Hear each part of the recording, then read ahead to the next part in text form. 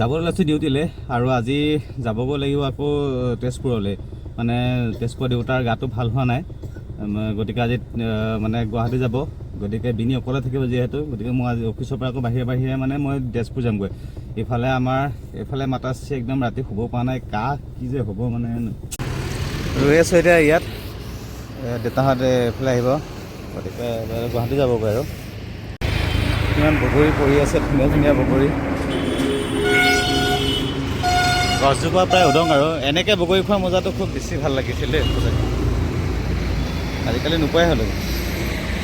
আৰু মই ঘৰলৈ গুচি আহিলোঁ।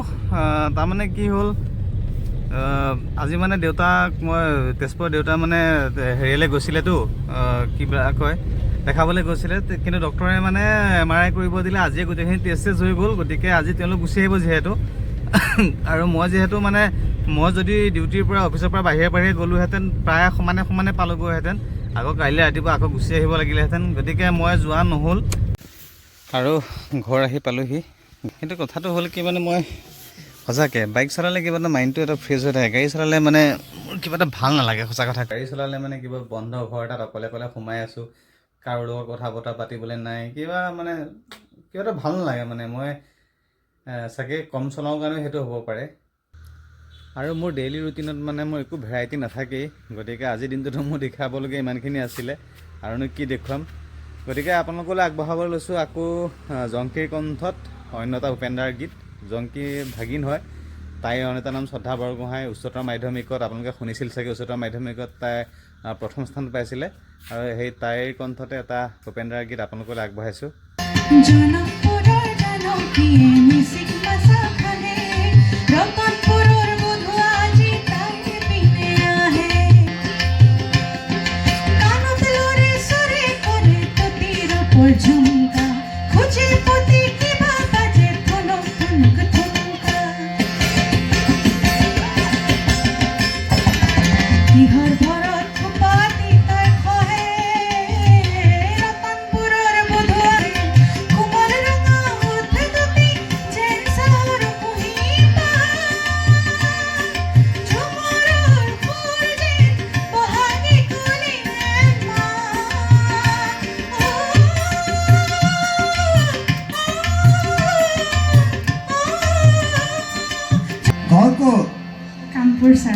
কালিয়ে কিয় নাহিলা? ঘৰৰ ওচৰৰ মানুহে ৰেল ধৰিব নোৱাৰা নিচিনা হ'ল নেকি?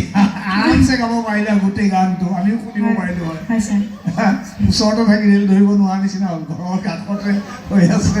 যি হওক, তুমি ভালেই গাইছা। কি পঢ়ি আছা তুমি? মোৰ ছাৰ গ্ৰেজুৱেশ্যন কমপ্লিট হ'ল। আৰু অকণমান খুব ভাল, তথাপি মোৰ মাজে অকণমান ক'ৰবাত দৌৰাদৌৰিৰ কাৰণেও হ'ব পাৰে, কিন্তু দুটা এটা চব নোট নহয়, মাজে অকণমান পিছলা যেন লাগে দেই। ভাল হৈছে, ঠিক আছে।